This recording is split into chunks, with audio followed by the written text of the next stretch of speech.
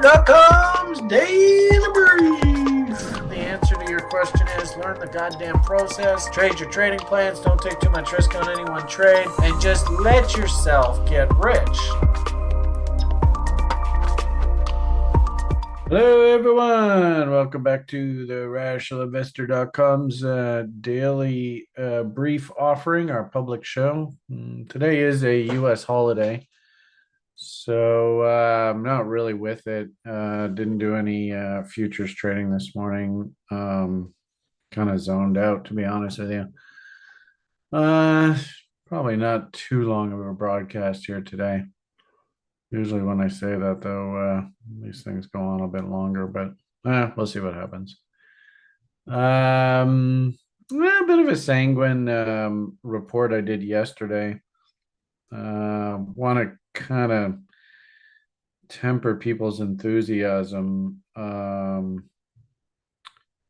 just to to put the sort of current sort of market state into context. With the Benner cycle, 22, 23 was pivot bottom. Anybody who was got their act together, got loaded up. I think they did very, very well over the past year. Do we see a continuation of that pattern over the next year? That's a tough one. I'd be surprised to see the market rally appreciably through the election, but I suppose stranger things could happen. Was interested to hear that people like Donald Trump were endorsing crypto. I think kind of trying to court the libertarian vote. I think the events that he was speaking at, which kind of gave a shot in the arm to the market over the past few days, was specifically to a libertarian audience. And of course, he's got his big trial coming up here with a verdict.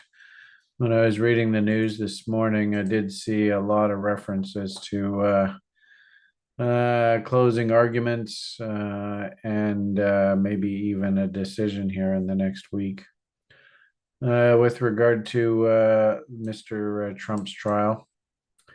Well, it's kind of interesting to see that Biden, I think, kind of he doesn't really want to alienate himself, so he's kind of acquiescing a little bit to the crypto community as well.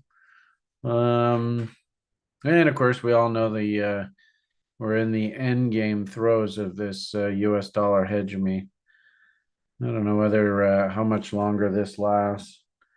But I wouldn't be surprised if the next 5-10 years this all comes to a head. And once we're into sort of the 2030s, we have a new world order that we're looking at. It is interesting to see that China seems to be slowly turning the corner. They deflated their real estate bubble to a certain degree. Some companies went bankrupt. A whole bunch of Chinese citizens got absolutely destroyed. Thank you, CCP. But at the same time, too, they're starting to talk about econs sort of coming back. And probably this is one of those kind of situations that the econs were so bad a year or so ago that any kind of year-over-year comparison is going to show growth. But I was kind of surprised to see, I think Hong Kong in particular reported a fairly substantial increase. I don't know whether it was year-over-year. I think it was year-over-year. Anyway, I can't remember where I saw that in all of this. Was on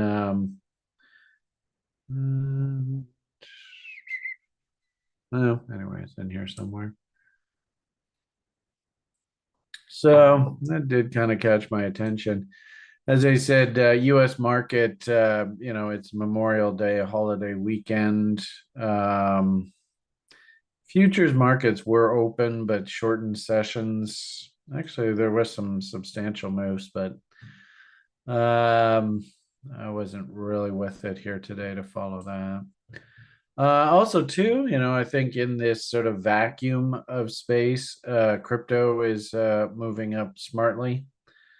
It'll be interesting to see what happens when sort of the adults come back later on this evening, first thing tomorrow morning, and what the reaction is. But we were talking about hunting tops there on Bitcoin and Ethereum, and really, the broader markets aren't really doing much. Here's the futures markets. It's a pretty substantial rally, but as I said, in very light session here. Where's the daily chart? So here's our daily chart. So this is a pretty big move up. Filling in gaps. So I don't know how long lasting this will be. This is the July contract. So I'm actually a little bit regretful I wasn't able to clip the market for a little bit of that. And as I said there, we have the futures markets. And actually, this is an interesting observation. I was a little surprised. Don't see this often. Quite literally, this is like program trading, where you just literally see chung, chung, chung, chung, chung, just one directional, no back and forth. Highly suspect, right? Not really real trading. And of course, any good warm-blooded American is saluting the flag right now, and of course, thanking all their soldiers for doing their thing. So a little bit suspect price action here. Did see on balance the sort of sentiment, generally speaking, was relatively positive. I don't know whether I really have a world equity view I could show you here. So, that's about the best we can do. ES is moving up.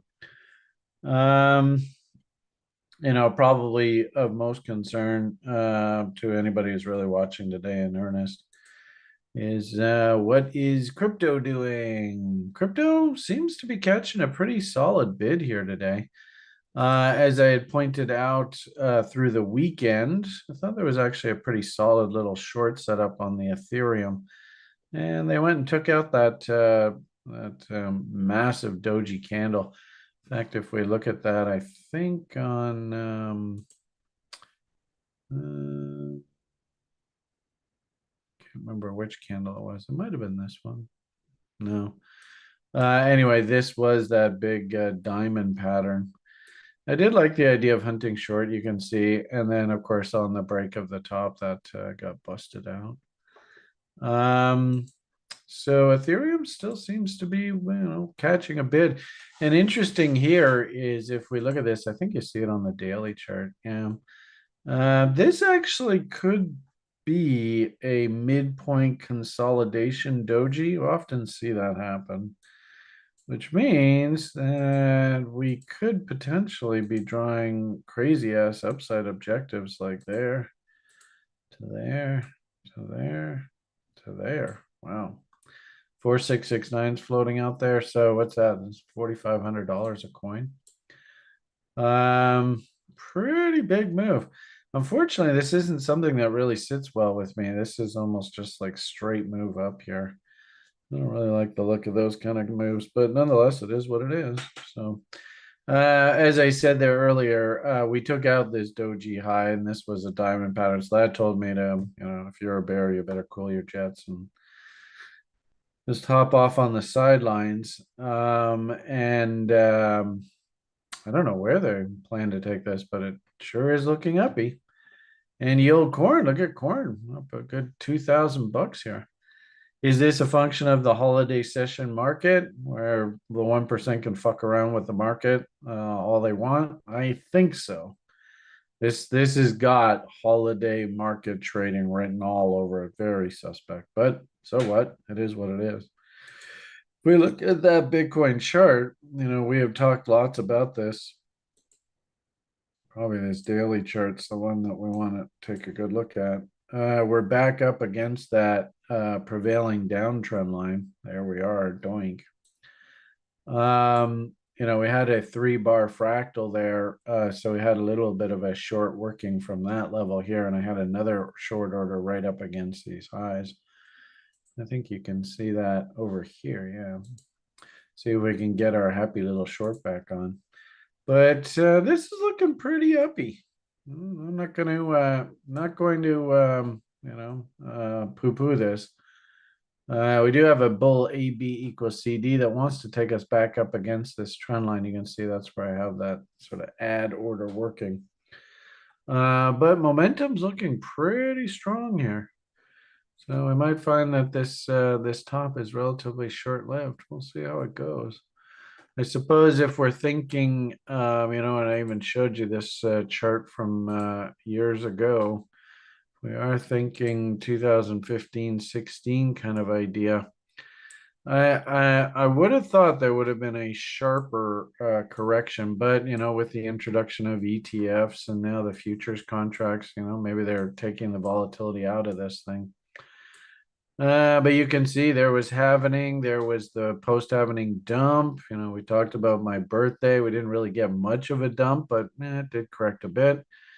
Then we start climbing the wall of worry. And I suppose if we take out these previous highs, get ready. There might be some insane price action here going forward. This might even be something like a big stab if we can go blow out through those highs. This is a stab up into like 100,000 area. That wouldn't surprise me. So you can see how close we are to those old highs. Especially the Gucci sweater wearers will breathe a huge sigh of relief. I'm not totally convinced that we've broken out here yet, though. So we are right up against a resistance. This is a holiday session. Wicks and tails like to be eaten. There is the downtrend line, like we showed you off of this chart. We are at that downtrend line right now. So, ironically enough, if this is a bull, this is actually where the bull must step up and take over. And just close the market up above this 74, print 75,000 on a closing basis. That will definitely grab the public's attention. And you might even argue W's in OBV, W's in RSI, W's in Willie.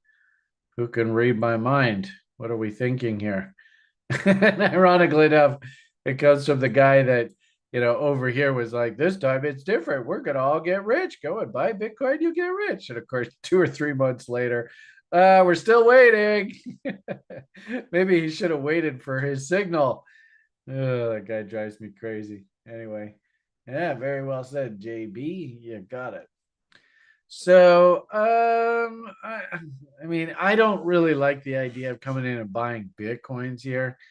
I think that's a little bit expensive. Me, Brian, I'm a cheap ass. I don't even really, frankly, like buying something like Ethereum way up top here. This is going to give me a nosebleed. Are there assets in this space that I think are buyable and worth taking a real good look at? Absolutely. There are some fantastic looking names down here. And I constantly go on about, and I will, because if anything, I think my job over the next couple of years is to extol the virtues of this community and the community members and how smart they are. And really, if you want to subscribe and do well at TRI, you really ought to pay attention to these guys. So I even put out a tweet yesterday about this Flux, and I even said silly things like, God, if I was ever going to teach a course on trading, well, this is the kind of crap. Oh, there's all these idiots. I should get that off the screen. Right here, right? If I was ever going to teach a course on trading, and what's really good about this, and this is, if anything, I think absolutely perfect sort of framing of what we do at TRI. I'm not gonna sit here and tout myself as some sort of crypto expert, and you all know that. If anything, everybody over there on YouTube page, you guys are old timers. I mean, you know what my skill set is. And I think on balance, I think I do bring value to the table. If anything, nothing else, just as sort of like the kind of the dad of the community slowdown. Just make sure to play from a position of strength, have a plan. Don't go off half-cocked and all that kind of stuff. I was even posting in the lounge last night, and it was actually good to see some positive feedback in that regard. Let's lean on the people that are experts in the industry. And I think we're all absolutely gifted. In fact, I would even say, our community is just such a fantastic community. These guys are so smart. They know this crypto story backwards, and I love that about this community. And of course, I think our leader in that space, our CTO, Chief Technology Officer, Sjord, I think is absolutely consummate professional and very, very knowledgeable in the crypto space. All right. So, here is a really good example, and I'll probably just leave this free video off on this note here for you today. As I said, US markets closed, holiday weekend, shenanigans going on in the broader market. Let's see what the adults actually have to say when we come back to work tomorrow. But I like this kind of message because this is a story that Sjord has told us about, that he really likes the fundamentals. He likes where these people are taking this token, its use case. I don't know whether this is one of these real world assets or not, but very impressive story nonetheless from Sjord. He's super enthusiastic. And then, listen to the Beamish, don't chase. Just be patient, draw your reload zones, location being the most important aspect of sort of the trade identification process. Check out your indicators. So when your indicators start painting W's, even though price is making lower lows and lower highs, and of course the people that did chase are all dying 1,000 deaths here. So when your indicators, I built like indicators specifically. This one's called the Willy. And specifically designed to tell me when the public, ironically enough, is selling, and when the smart money, ironically enough, is buying. And then, finally, can we start seeing some W's in price action? This is just one example, and I could very easily see 50% retracements up top here. It might produce half decent trade. Of course, nothing's guaranteed in this business. But when I saw an image like this, and I'm seeing this repeatedly on a lot of the altcoin names, does it take through the month of June for this thing to ultimately pivot? Yeah, we might even find the first week of June we rally, then the second or third week we back off. If anything, what we should probably all do, actually, this might be a fun assignment. I'm gonna officially assign this. Did Meg stick with us? Because Meg's part of the staff now. There she is. Yeah. So you're still here. You've just got volunteered. Way to go. We should probably find out when the next FOMC meeting is. And my hunch is that we're probably going to see the market sell off into that event.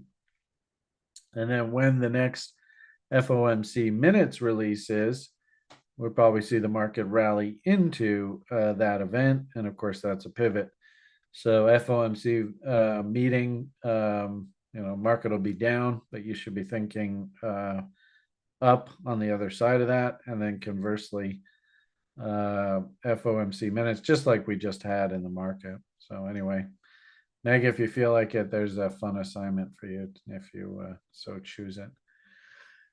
So point of the matter here is we had to, spend a lot of time, especially through February, March, April kind of idea. Just cool your jets. Don't get, too excited. Get your plan together, get your shopping list together. And now that we've gone through this sort of April, May swoon, does this take over the next month or so to ultimately pivot? It might. Could it ratchet up tomorrow?